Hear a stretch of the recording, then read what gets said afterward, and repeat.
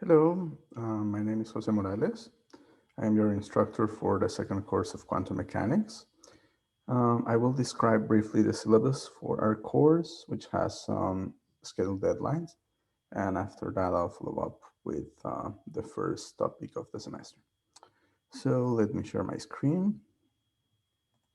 And okay, so the first part is the syllabus, a brief description of the course for this spring semester.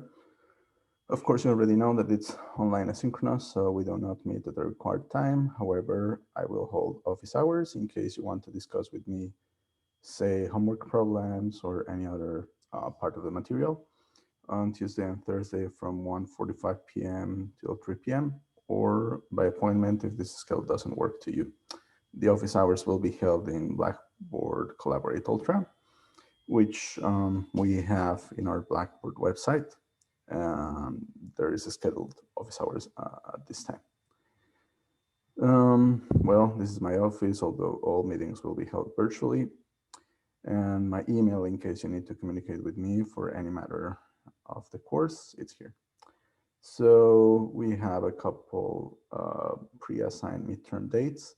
So we'll have the first midterm on March 12th, the second one on April 23rd, and the final exam is not defined yet. As you know, that's defined at the very end of the semester, but the finals week is already indicated to be from May 6th to May 12th. About the grading, the homework basically will count 30%. So we have a set of modules for different topics. And at the end of each module, I will post a problem set related to that set of topics. I will give you 2 weeks to solve the homework problem set.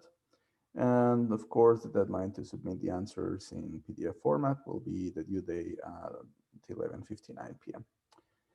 Regarding the midterms, in total, it will be worth 50%. So we have two midterms, so 25% for each, and you will have 24 hours to solve each one of the midterms. The final exam will be comprehensive. You'll have 24 hours to solve it as well, and we will count 20%. And after you get your numerical percentile grade, the final letter grade is determined automatically by the ASAP UTSA system. So the prerequisites are essentially the Physics 3583 and Physics 4263 for consent of instructor. Uh, I will use mainly two textbooks. One will be the main reference, which is the only one mandatory in any format of your preference. It can be electronic, it doesn't need to be physical textbook. It's the third edition of Introduction to Quantum Mechanics by Griffiths and Schroeder. And the secondary reference will be the Quantum Mechanics book by McIntyre.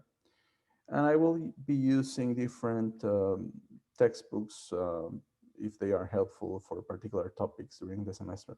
So this is just a list of complementary references that I might be using for my own consulting regarding each topic, like the book by Gasilovic, Saxon, Schiff, and some other references, De Llano, De La Peña, and Moshinsky. But mainly, okay, so regarding the objectives, as you know, this is a course that follows the first one in quantum mechanics. So this second one is more concerned with applications, and the goals are twofold. The first one is to increase the conceptual understanding that you have at this point of quantum mechanics by developing your problem solving skills. And the second is, well, this is a senior course in quantum mechanics. So the idea is to lay a solid foundation so that when you encounter quantum mechanics at a more advanced level, say in grad school or in your work, you have a solid foundation to tackle that up. So the topics are exactly the same ones as described in the study plan for the undergraduate curricula in physics at UTSA. So again, the treatment of the topics is intermediate, is basically the boundary between undergrad and grad school. And those topics are identical particles, time-independent perturbation theory, the WKB approximation, time-dependent perturbation theory, the variational principle, adiabatic approximation, and Berry's phase and scattering.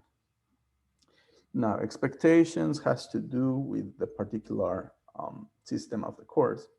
And so since we are in this online fully asynchronous modality, I will be recording video lectures for each module topic, and you're expected to watch the video recordings of that I upload in Blackboard. So after that, I will post a set of lecture notes for each one of the recordings. So you have to study that and also study the textbook or textbooks on your own to get a deeper understanding beyond my own notes and solve as many problems in the textbook, particularly Griffiths, as possible, in addition to the homework that I will provide. So the reason for that is that quantum mechanics is basically a new language for you. It's quite different in its formulation from classical physics. And so you have to develop an intuition on how to solve these problems. And that only can come through problem solving. And that's something that you have to do. There is only so much that I can do by teaching or showing you how to solve some problems. But then you have to do it on your own and face the challenges. So there is a coding regarding the difficulty of the problems on Griffiths that I'm going to quote over here. So in the textbook, in Griffiths, it's indicated that important material is relegated to the problems. There is no substitute for working on the problems yourself. And there is a guide to the problems with a varying number of stars to indicate the level of difficulty.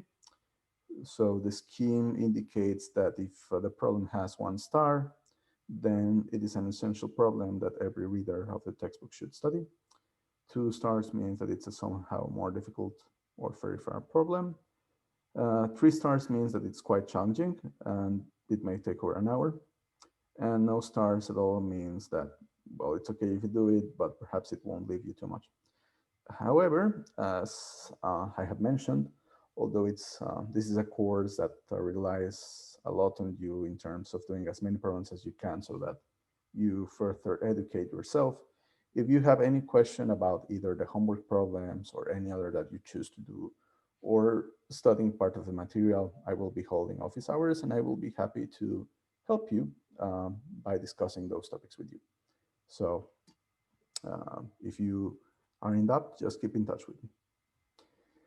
So as I mentioned, there will be 2 midterms and 1 final exam. Again, the format is just a set of problems that will be posted on Blackboard in indicated dates. You'll have 24 hours to submit your answers on PDF.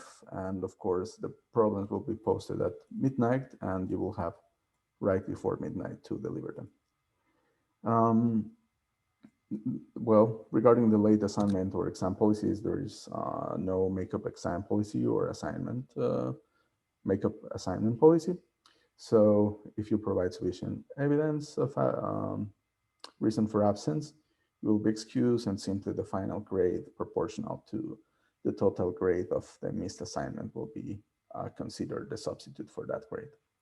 So the course is scheduled, shows in more detail the plan for the semester. So aside the topics, the deadlines for sets of homeworks or midterms are indicated.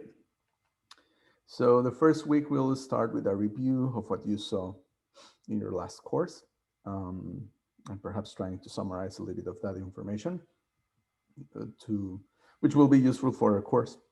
So we'll quickly review inner product of 2 vectors in the Hilbert space, matrix representations of Dirac Ketan-Bragg vectors, and matrix representations of operators, and then outer product, and then position and momentum operators in their own representations, and then Schrödinger equation in these representations. The important thing is basically to notice that at the end of each module, you'll have the homework posted. So the homework for the review module will be posted on January 22nd, which is this Friday. And again, it will be posted at midnight and you'll have 24 hours to solve. So later on the second week, we'll start time-independent perturbation theory. We'll probably take around 3 weeks in covering this material. After that, of course, the homework comes. It will be posted on the indicated date. Then we will go on application of time-independent perturbation theory to the hydrogen atom. And this should take around 1 week for us to cover. And after that week, we'll post the homework on this date. Then we'll have 2 weeks for time-dependent perturbation theory. And our first test comes on this date. Again, you'll have 24 hours to solve it. After that, we will check on the adiabatic approximation in various phase, and right after we finish that, you'll have 2 weeks to solve the related homework for the section of time um, dependent perturbation theory. And then we'll have 2 weeks for variational principle with its associated homework. We'll have around 4 weeks for identical particles. Then right after this, the second test will come. And the last two topics will be WKB approximation and scattering. Because the deadline for the homework on identical particles is basically on the last day of class, I won't provide you assignment for WKB and scattering. So there won't be homework because it will be past a reasonable date for you to not overlap with a final exam. However, I will give you practice problems. So suggestions on my part on what to study on those two topics which have no associated homework. And I will give you those problems because I want you to prepare for the final exam as well, which will be comprehensive. And the date, again, will be defined later on in the semester.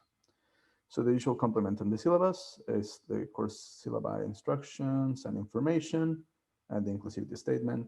This PDF document with the syllabus and schedule is posted on our Blackboard website.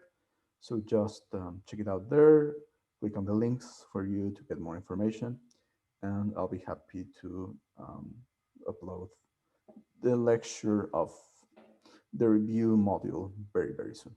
So happy to work with you on this semester and looking forward to seeing you virtually soon.